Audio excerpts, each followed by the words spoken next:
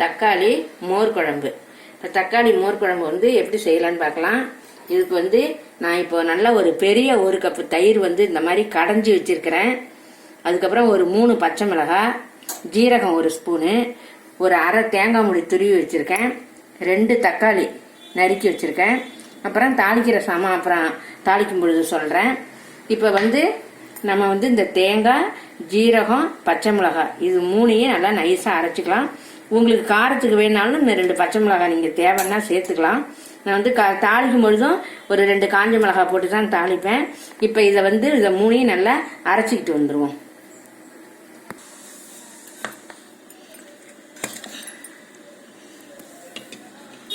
இப்போ பாருங்க, இந்த தேங்காய் விழுது வந்து நல்லா இந்த மாதிரி நைஸாச்சு. இதை மோரோட கலந்துக்கலாம்.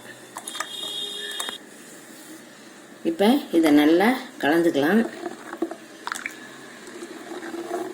பாருங்க, நல்லா இப்போ இந்த திக்கு வந்துருச்சு.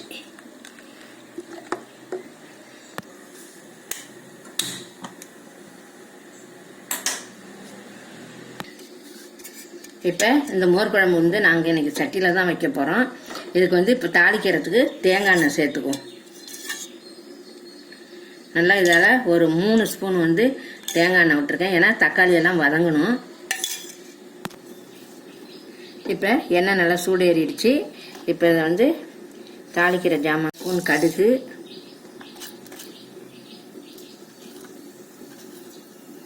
ஒரு 1/4 ஸ்பூன் ஜீரகம், 1/4 ஸ்பூன் வெந்தயம், 2 காஞ்ச மிளகாய் சேர்த்துக்கலாம். இப்போ கடுகு, வெந்தயம், ஜீரகம்லாம் நல்லா பொரிஞ்சிருச்சு.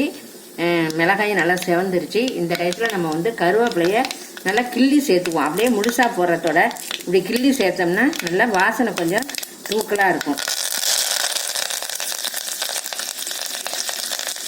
அடுத்து நம்ம அரிஞ்சு வச்சிருக்கிற தக்காளி சேர்த்துக்கலாம்.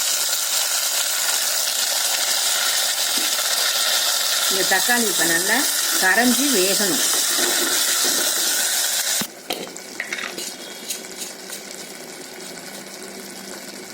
இந்த மோர் குழம்புக்கு தேவையான உப்பு சேர்த்துக்கலாம்.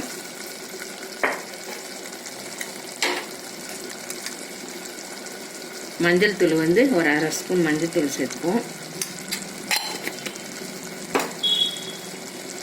இப்போ எல்லாத்தையும் நல்லா கலந்துட்டுக்கும். இப்போ நல்லா கரைஞ்சிடுச்சு. கொஞ்ச நேரம் இருந்தால் போதும். இப்போ பாருங்க, தக்காளி நல்லா கரைஞ்சி வெந்துருச்சு.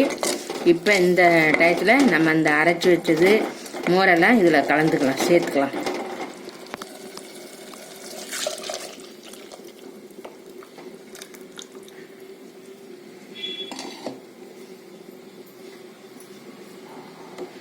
இப்போ இது நல்லா என்ன செய்யணும், நல்லா கொதிக்க விடக்கூடாது.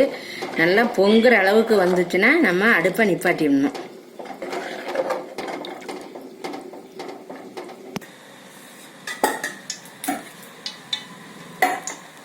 இப்போ பாருங்க, இது மாதிரி நல்லா 4 கடையும் நுரைச்சி இப்போ பொங்கி வந்திருக்கு. இந்த டைம் நம்ம அடுப்பை ஆஃப் பண்ணிடலாம்.